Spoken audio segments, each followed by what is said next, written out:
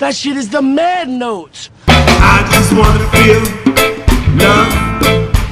I'm sick and tired of hustling. What's up, man? It's your boy Docsta from Soul Jettison, souljettison.com. You are locked into a Moon Bomber Media production. Welcome to the Mad Note. Yes, sir. Bless.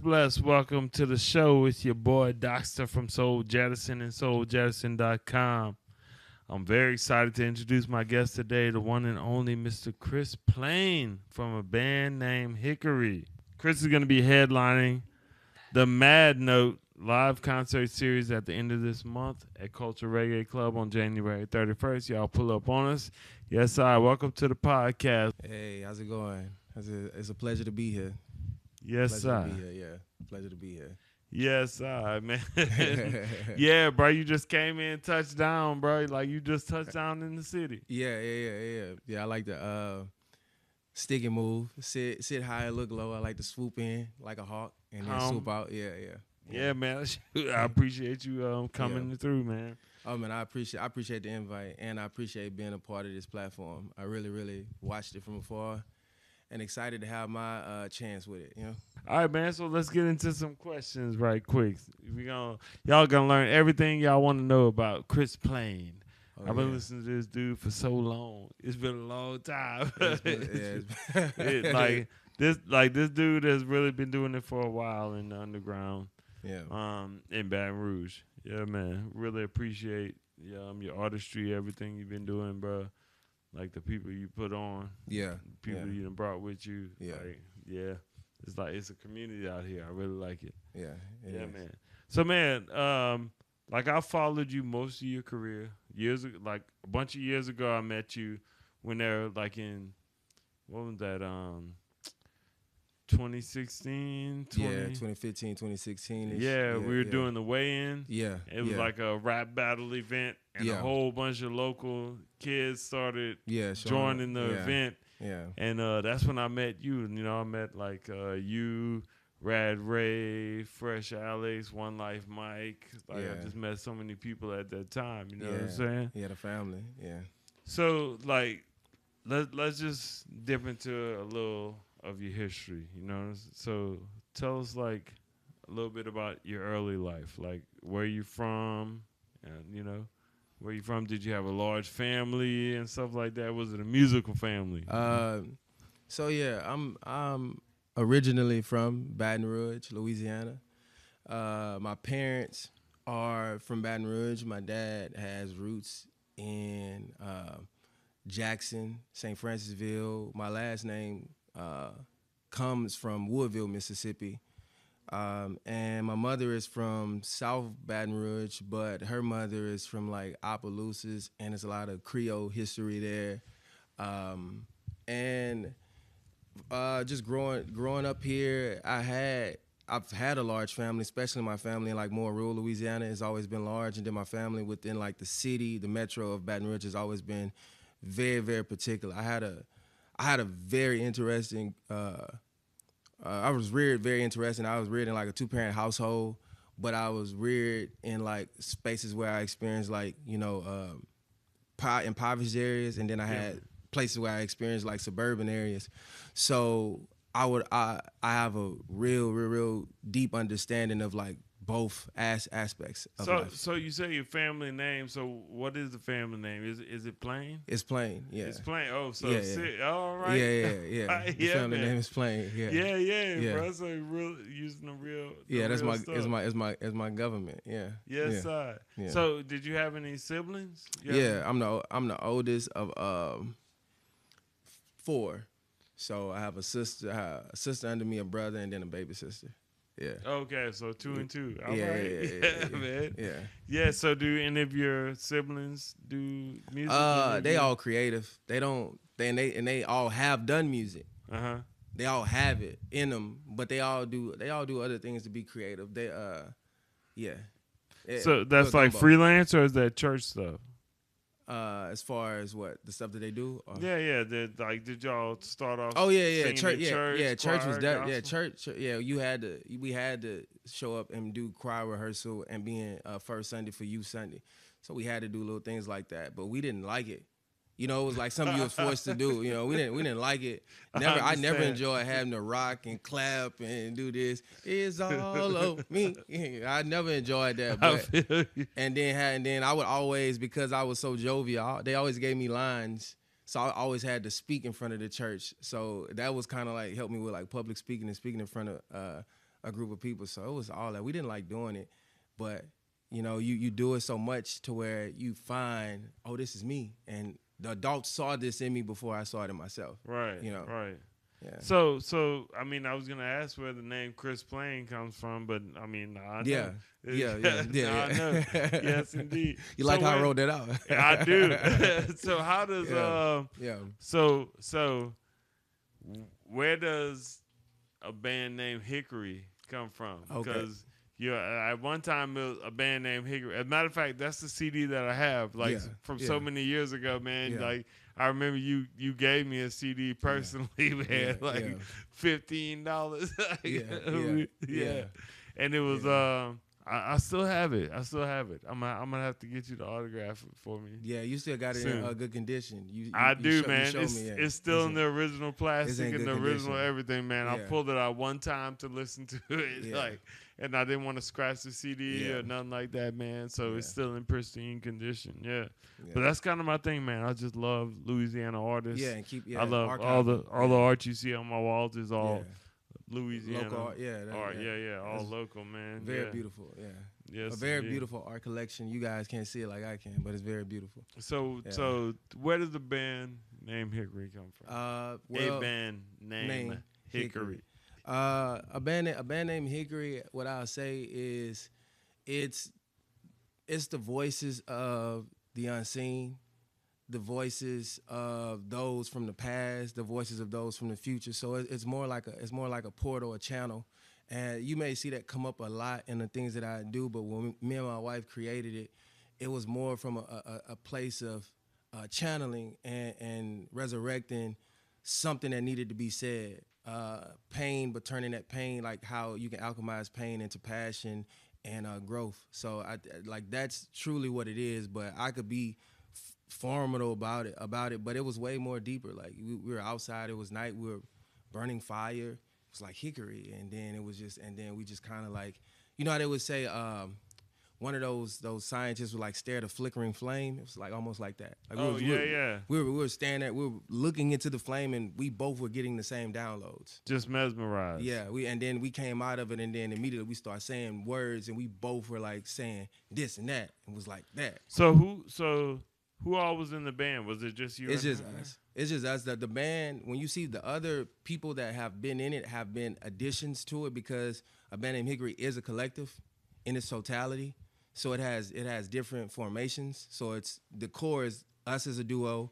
Then if I'm still a band named Hyckoriii, I'm just the voice of it. If you see her, she's still a band named Hyckoriii. She's just the voice of it at that time. Right. So yeah, that's really what it is. And then you'll see Joe.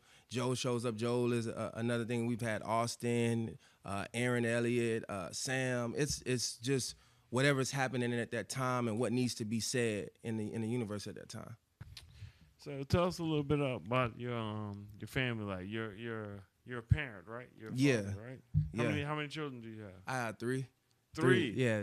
So balancing family life and music. Yeah. How, like, do you let your kids listen to your music? Do you listen to your music? Yeah, they listen to my music. They can listen to it.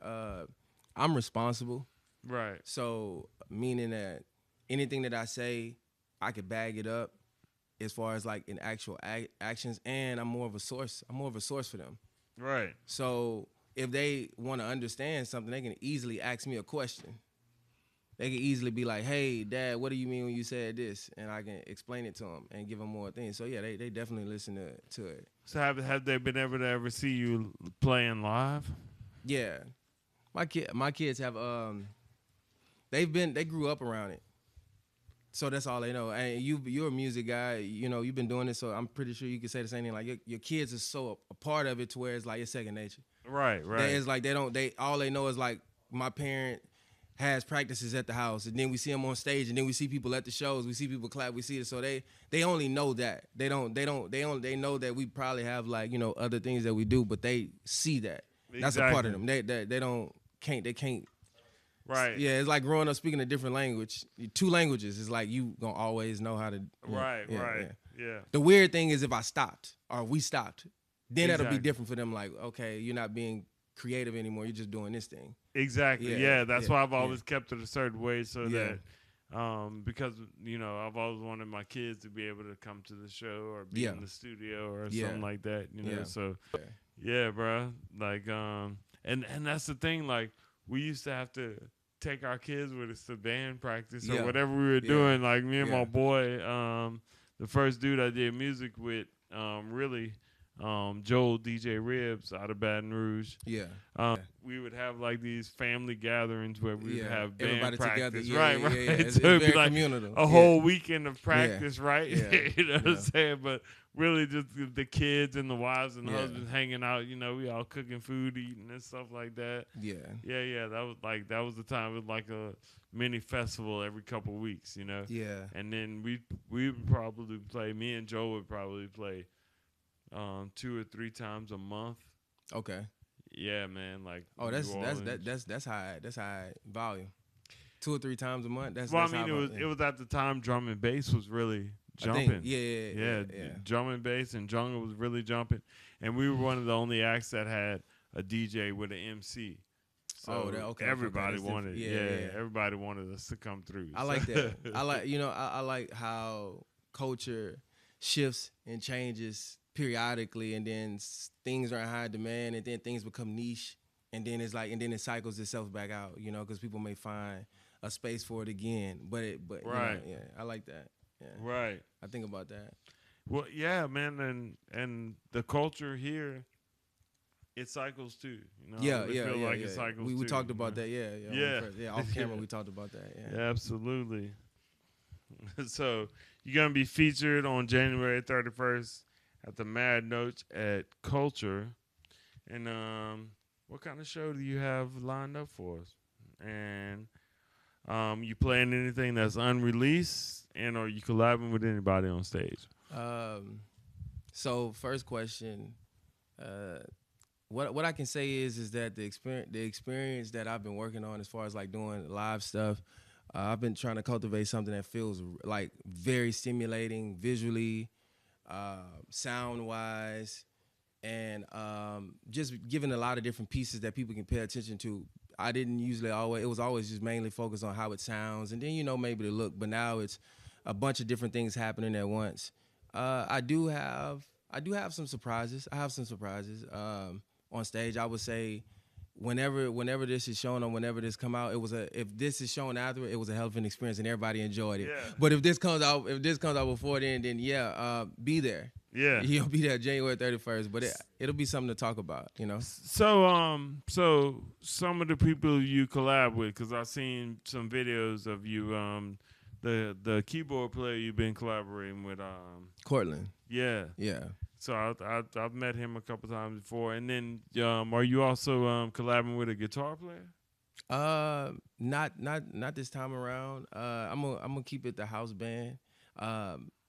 Outside of this, it was like just trying to get those moving parts and the moving pieces to make this happen. It was a little bit difficult. So a lot of the components that I will usually have or normally have, I had to call an audible. Well, that's what I'm asking. Like, who are those components? Who are those? Are these people we know? If it was guitar, I would always go with Joe. Keyboard, I've been doing keyboard things to just make things feel like a little bit more, you know, somber, acoustic, just chill in a different way. And that would be Cortland. And I really wanted things to be very, very vocal heavy, meaning the sound of the vocal. Right. You know, like it's not about what I'm saying, because when you catch what I'm saying, you're gonna be like, he's saying something. It's about the sound. So that's the marriage of the sound and all of the sounds happening, and the marriage of the sound and the way that things look. So that's something. Like what can you say? Anybody influence your sound? Because I know, like I've listened to your stuff before, and a lot, and sometimes you'll be in the middle of a love song or something, but the track is banging. You know what I'm saying? But it's like y'all singing R&B, harmonizing and stuff like that. Like, is there anybody that you could say that really influenced your style? The human condition. I think us as humans, we all contradictions. So I like to play into that. I think that whatever you do, you got to be somewhat of a contradiction of what that thing is. So I feel like if you're a female and you sing and you're feminine, I think that you should have masculine undertones. I think if you're a masculine, very masculine man, I think that you should have not be feminine, but have those sensibilities to be able to communicate with a feminine energy. Right. So I think you need those little subtle things, and I think that it always works. That's the secret sauce. Like every artist that is super hyper successful has those elements. Drake sings to women, Right. Beyonce appeals to men through sex appeal, but also she speaks to women. So I think that you just need to master what it is that what you're doing. And those are more recent, modern examples. I can give older examples from the 80s, Rick James, Prince, Michael Jackson, all the greats. You go through a line of how people would take those contradictions and flip them into their benefit, and for me that's what does your music contradict? That's a great question, man. I didn't see that you just winged that one. No, because you just said humans were contradictions and music contradict. What would you say your music contradict? What's the contradiction of? I think that my music is I look at it like median music. I speak on both sides of the coin, and it contradicts someone who looks like me and carries themselves like me, but I come from a very, very dark, rugged background and upbringing, very if people were aware of the things that I'm a part of or associated with, they wouldn't even think it. And I was made to. What you see, I was made to be this. I was made to speak this way. I was made to present myself this way because I have to be this way because I represent something. Right. So the contradiction is that this what you see is not truly what it is. It's way more cutthroat or way more way more structured and organized chaos. Okay. I would say. So that's the best way that I could put it. Okay, no, I understand that. No, I understand what you're saying. The package and what's inside and outside the package is not necessarily the exact same thing. I wonder what's in the Wonder Ball. Yeah, you know what I'm saying? It presents itself in a certain way, but once you crack it open, it's you see what it is. Yeah. Right, exactly. Yeah. So who you listening to these days? You have any local artists you listening to? Anybody we should be listening to? I say Deshaun, Baby Joe. Check him out. He's gonna be on the show. Yes. Hey man, that just in case, just in case, brother. He got a couple of my favorite songs. I'm not gonna lie, dude. Brother Duke sing. That dude can sing. Yeah. Local, I listen. I'm gonna be honest. I listen to everybody. I'm aware of everybody that does something. I'm not always a person who's trying to comment, but because just as well as you, when you've been in a scene so long, anything that is making sense or getting attention or is can galvanize people, you pay attention and see why is it doing that? Right. And that's on all levels. That's, from the digital underground to the mainstream to the regular underground to the scenes that I exist in to even a scene 2 states over that's in Pensacola or Tampa. I'm looking at okay, what's going on? But more so locally, it's the same thing. I'm aware what's going on in West Monroe. I'm aware of what's going on in Shreveport. I'm aware of what's going on in Lafayette, or Lake Charles. I'm aware of these things because it's okay, what's happening? What's even in Baton Rouge, what's happening? So I can name people, but I would only, being completely transparent, I'm gonna only name the people that I fuck with. Exactly. And that's what I'm gonna go to. So it's I want to let everybody know that I'm paying attention to you. If you if you're doing things that are creative, I know who you are. I'm studying it, and I got you on the wall to say that, hey, I want to be, I use you as inspiration and motivation to, continue to challenge myself. Yeah. So on that tip, let me ask you just another unplanned question. So in Baton Rouge, like the music scene, if you can kind of be personally connected to the people that are creating, it gives you a different appreciation. Do you think Baton Rouge is like one of those scenes where if you weren't connected personally or semi-personally to the artists, could someone appreciate it? Like someone from outside, do you think that could come into our underground and appreciate the music the same way that we do connected to the artists? I say that's tough for me. That's tough for me because that's like being from here. It's like having an out of body experience, because when I look at artists in DC that I pay attention to in that underground scene of like people doing exactly what we doing, it's maybe an artist named Robert Taylor. That's a fake name, but Robert Taylor from the DMV area.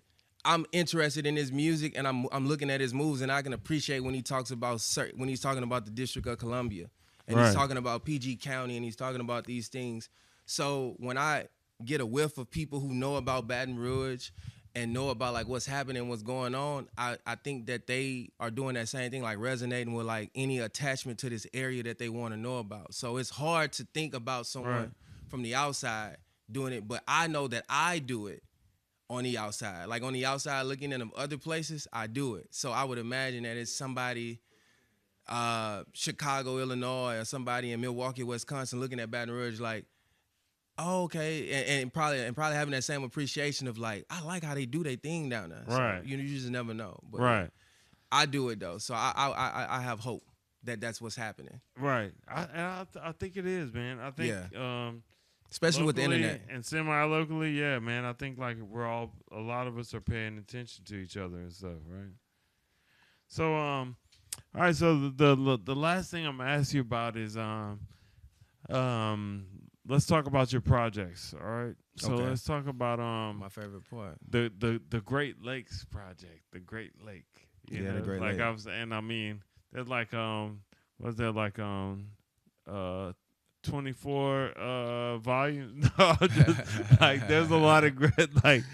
No, just funny. The way that you've named them and stuff. But funny, I've listened to there's 3 Great Lake projects. Yeah, I'm working on leading to the lakes.